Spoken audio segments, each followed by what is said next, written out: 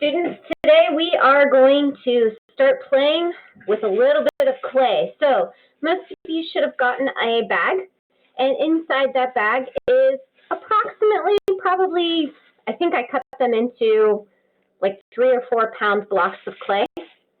When you go to work with clay, we're going to keep that wrapped up for just a moment. Some things that you will need a cup with a little bit of water in it. Plastic cups work well. You will need some sort of fork. I'm actually using a plastic fork. I am standing in my kitchen right now. I do anything that I use in here, I'm going to have to do a really good job of cleaning up at the end. You don't want to leave any clay dust in your kitchen. You don't want to leave any clay dust in your bowls and on your forks. Everything needs to be super scrubbed down because clay dust is not safe to be ingested. However, I'm doing it in my kitchen because my kitchen is the easiest thing to clean up. So before I got started, I put away all of food. I put away everything that, anything that could be impacted by clay dust. Started with a clean surface. I am on my kitchen counter because it's easily washable, and I have these plastic placemats, so I just laid that down. There's nothing that's stopping you from going ahead and taking a plastic bag and taping a plastic bag. You'll want to tape it down because you don't want it sliding around, but you can tape a garbage bag to your surface and you can work on that. If you have a plastic placemat, or a plastic tablecloth, you could tape that down too. So lots of different ideas. You can also, you don't have to do this in your kitchen. Clearly, you can do this in your garage. You can do this on the floor of the family room. But just know that you should clean it up really well when you are done. So this first video is just going over clay do's and clay don'ts. So when you go to open up your bag of clay, what I did is I double bagged it. Sometimes I triple bagged it because these Kroger bags have holes in them, and so we want to make sure that the clay is really well wrapped up. If the clay is not well wrapped up, it could possibly if the clay is not well wrapped up, it'll start to dry out, and we don't want it to dry out. So if when you get home you have a gallon-sized plastic Ziploc bag, that's the best way to store it. I was going to buy a bunch of them for my classroom, and then decided that I just have an overabundance of Kroger bags and didn't really have the money to go out and buy them right now. So I apologize for that, but it is what it is. So here's the lump of clay that I've given you. And before you get started working on it, you need to have your designs. You need to have your ideas. You need to have a plan in place. Because the more you have this exposed to the air, the more you touched it, the more you work with it and that kind of stuff, the more likely you're going to run into the situation of your clay drying out and you not being able to do what you want to do with it. So before you get started, make sure that you take care of that. But what I want to do this first video, like I said, these are some do's and don'ts and some things that you need to know about clay. So this clay right here is plastic. Means that it's still movable. You can see I'm just pinching it with my fingers. It is greenware, which means it hasn't been cooked yet. This piece right here is greenware as well, but it is bone dry greenware, which means that it is super dry. I cannot take anything from here and add it to here now that it's super dry. Now that it's super dry, the only thing I can do with this, well, 2 things. I can put it in the kiln and cook it because it's ready to be cooked. And you can actually, I can practically draw on my skin with it versus that I tap on it and it looks a little damp.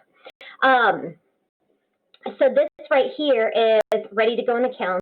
If this right here is totally messed up, the other option I have for it is to crush it up into a powder, being incredibly careful, wearing an N95 mask so that those dusty particles don't get into my lungs. And I can rehydrate that dust, or I can actually take this whole thing, put it in a great big pot of water and just let it disintegrate, which is probably the safer way. It'll turn into clay sludge. as I let that dry out, that clay sludge dry out, it'll leave the wet clay behind, and then slowly turn into something like this. So that's the only two things that I can do with this guy right now. This I'm going to set up to the side. If you notice, I did have a paper plate. I'm going to cut off some of this clay. The easiest way to cut clay is if you have a piece of yarn and you hold that piece of yarn between your fingers like you're going to floss your teeth. And if you just slide off the section of clay that you're going to use. And I'm going to take the rest of this that I'm not using right now. I'm going to go ahead and put it back in the bag. Whenever I bag up clay, I want to make sure that I push all the air out. I give that a good turn.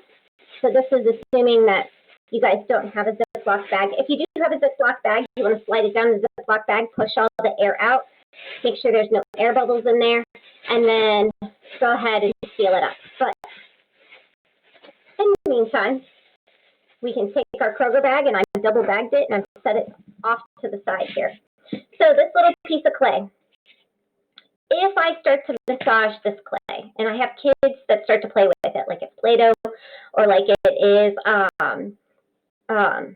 silly putty, you really can't do that. This will end up drying out really quickly.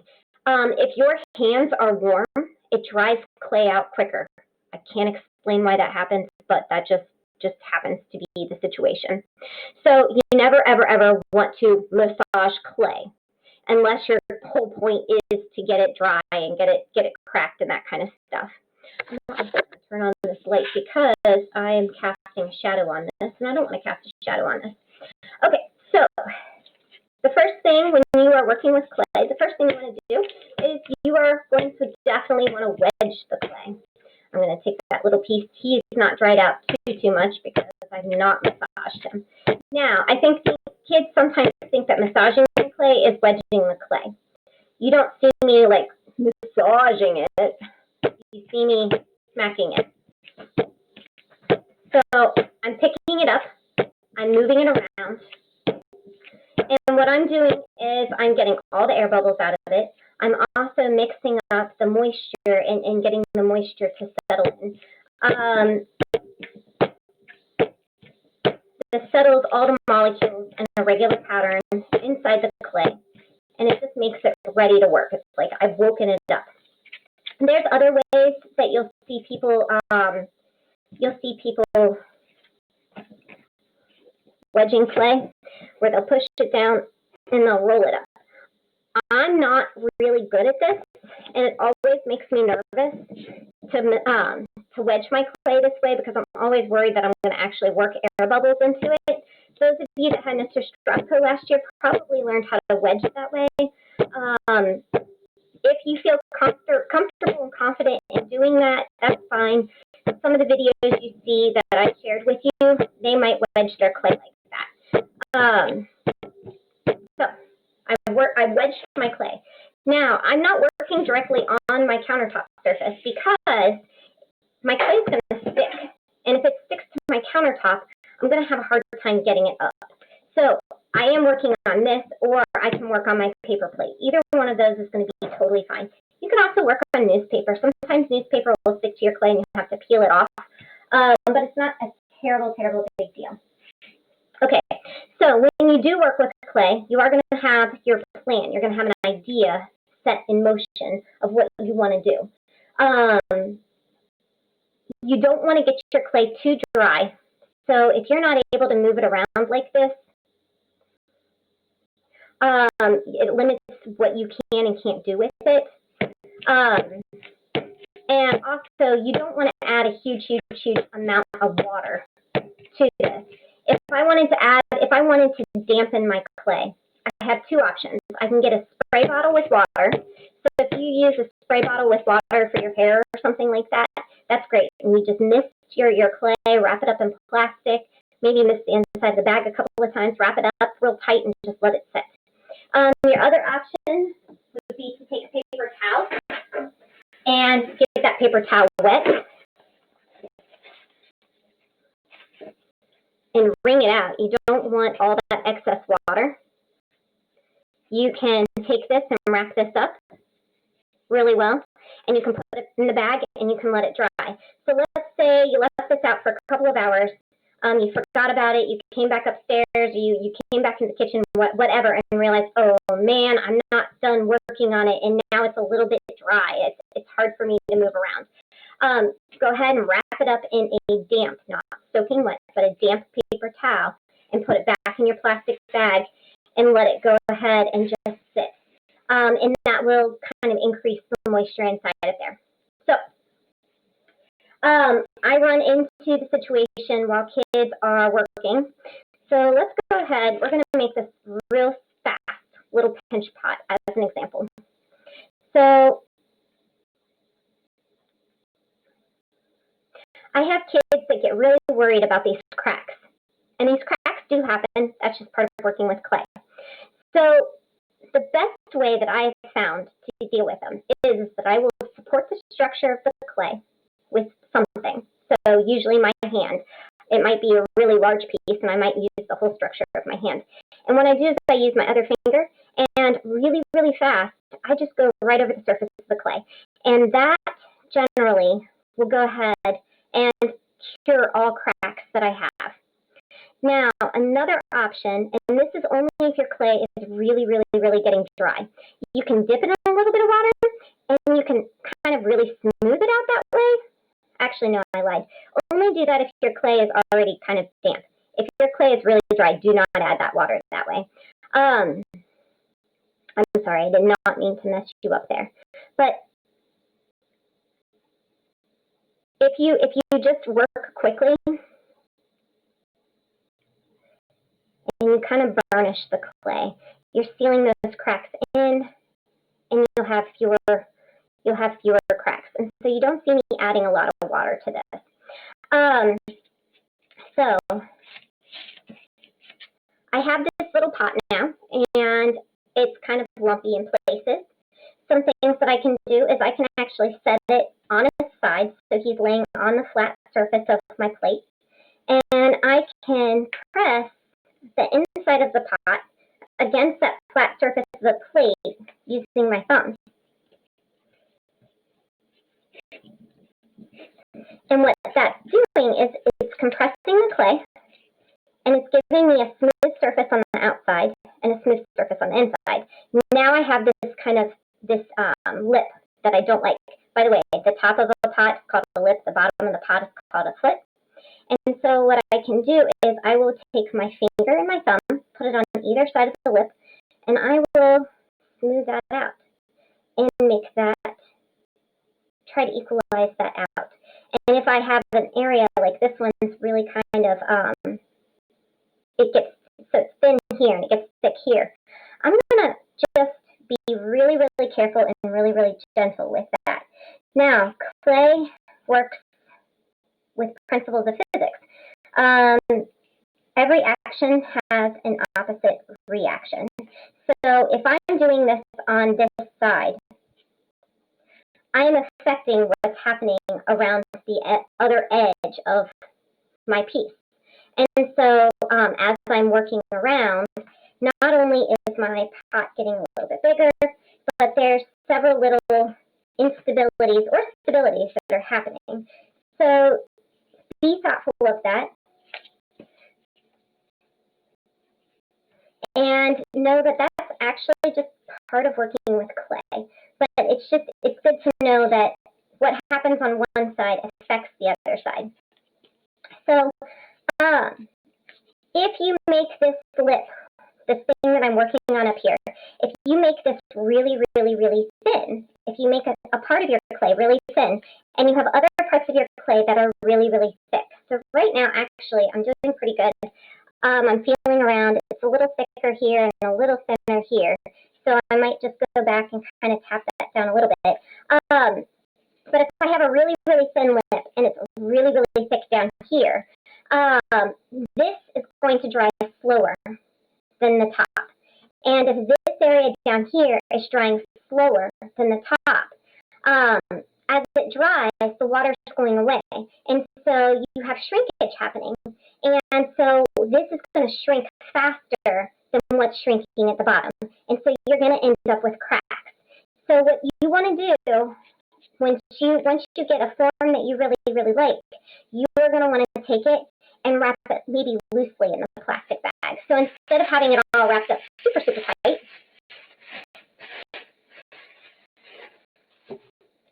you might take this in a separate plastic bag and just kind of loosely wrap it. And what's going to happen is that's going to allow this to dry in equal measure. Sometimes areas that are thinner and smaller and skinnier than other areas, they do break off. And so you need to make sure your connections are really, really strong and really, really good. So the next thing you need to know, I now have a little pinch pot. And with my pinch pot, I can bring it in. I can do fancy things with it. I can carve holes into it. When I blow a hole through it like this, like that, you'll see an explosion happening on the other side. And so I want to go back. Any of these places, I want to make sure that they're smoothed out, because when you get them and everything is cooked, this is going to be really, really sharp. You see kind of the edge of my bowl up here, kind of rough. And let's talk about what I would like to add to this, because that's the next step of working with clay. Work fast, work with a design, work with a pattern in mind, kind of think about how you're going to do it, watch a lot of videos to see how other people are doing theirs. I want to create a little pedestal for this to sit up on. So I'm going to take another chunk of clay.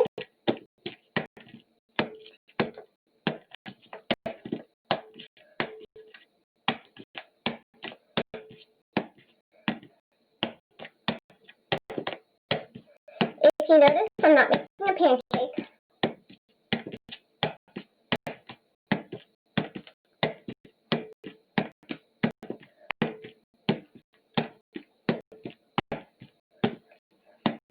Okay, so I said I wanted to make like a pedestal for this to sit up on, so it becomes something that kind of raises up. It lifts your pot up off the ground. It gives it a little bit of a nicer, like when you look on it on the side, it gives it a nicer profile. Now, this right here is really, really, really thick. And quite frankly, I don't like the size of it. So I have two options. I need to get in there and I need to clean it out. So let's say, I'm actually going to make a pedestal like this. I have a couple of different ideas in mind. Yeah, I'm going to get something crazy here. That's kind of more fun. And where I put him in here, like that.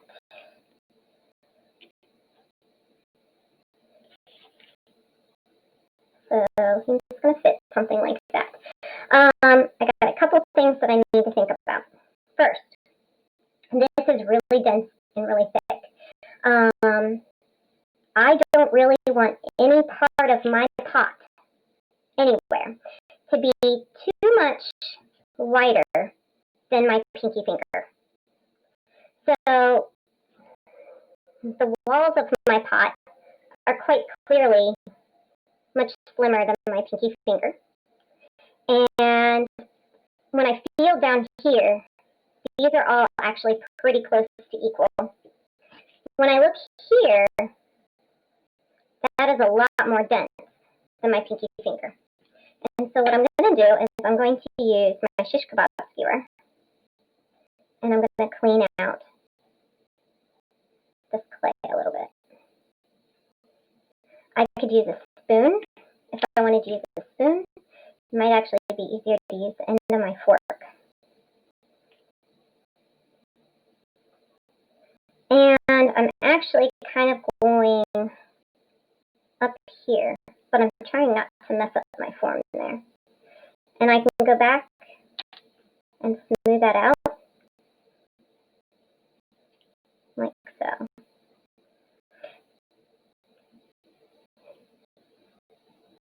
Now, a minute ago, you saw how I had these kind of attached, and they were working. They stick right now because my clay is wet. However, as soon as this becomes dry, bone dry, these two pieces will totally fall apart. They'll totally separate. You saw how easy it was for me to pull this off. And in fact, when kids are doing coil pots in my classroom, I will actually pick up the coil pot by the coil itself. Because if I can pick it up by the coil and it all stays attached, it is well attached. If I can pick it up by the coil and it all falls apart, it was not going to ever stay together to begin with. So it is imperative that when you are adding anything clay to clay, you have to rough up the two surfaces. And so some of your vocabulary is scoring and flipping. So the water itself right now is slip. Generally, slip is clay and water mixed together, and there's different consistencies of it. But for our purposes, this is essentially slip, and we are scoring it with our fork. When you watch the videos, there are some people using different techniques and different tools to do this. Some people will use a needle, and they will dig into it with a needle. There's a lady who has this thing that looks like a little metal paintbrush on the end of hers, and she separates it out, and those are actually made out of wires, and she can score and flip really fast that way. So I'm not using a huge amount of water here, just enough, and I am going to wiggle that into place. And I'm pressing in the inside of my pot and the outside. Now, if you can notice, the outside does not look great. That looks pretty rough. So I'm going to use my finger. I'm going to smooth this out. I can use the end of my fork, and I can smooth this out. I'm actually going to kind of lift that up a little bit. I'm also going to take a little bit of my clay here, and I'm going to make a really skinny little worm of clay. And this clay is still really pretty soft, and this clay that I'm working with is still pretty soft. And so I'm going to be able to put that right down in there, and I'm going to be able to use that to kind of smooth it out. The big thing with clay is craftsmanship. You want to show and demonstrate good craftsmanship.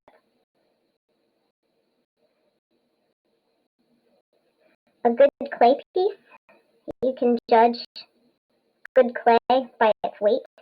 If it looks like it should be heavier based on its size and you pick it up and it's lightweight, that's usually a pretty good quality piece made by somebody who really knows what they're doing with clay. If you are judging metals, like a handmade necklace or something like that, you pick it up and the heavier it is, usually that's more of a quality piece. It means that it's not filled metal, it's solid metal.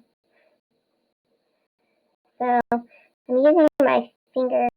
Now, there are ways to hide poor craftsmanship. So once I get all of my cracks filled in, maybe I kind of want to hide me not being able to smooth it out completely by giving it a texture. And so I'm using my fingernails to kind of create texture down this, because this is kind of organic looking anyway. So maybe this becomes kind of a, I don't know, tree stump or something with this little organic flower bowl mushroom thing growing on the top of it.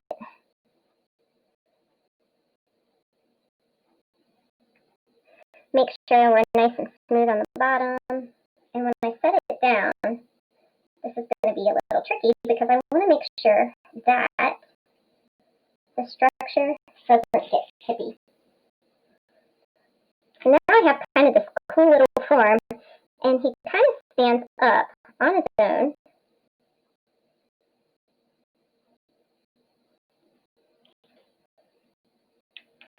And I kind of like that little circle. And so I think I'm just going to maybe make several of those just for the fun of it. You are totally welcome to make pieces that are sculptural. This right here is strictly sculptural.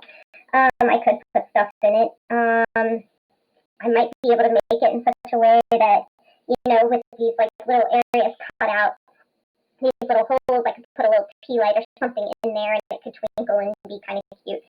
I can make it a larger. You guys have plenty of clay. So I've made a piece right here that, is the size of my hand with just that little bit of clay, and I got all this.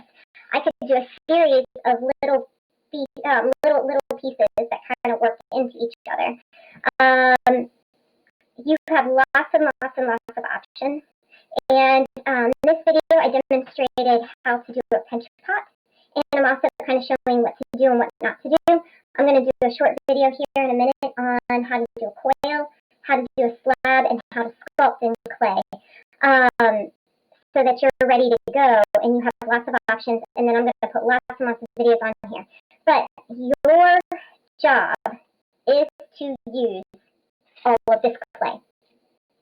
So you're going to create with all of this clay. So if I had this and I have all of this left, I'm going to go back and make more things with this. And maybe, since he looks like he goes outside, maybe I'll make like little figurines to go with him. This clay would work outside. So I could take this, I have a little fairy garden outside, and I could use this in my fairy garden. I could create something like a piggy bank that is actually usable. I could create probably enough clay to do like a small serving bowl with. So lots of different options, but this is actually a lot of clay that you can do a lot of things with. But there's the first thing, and then another big important thing that I forgot to do and I should have done. I need to make my maker's mark. And actually one of the videos that I'm going to include on here is how to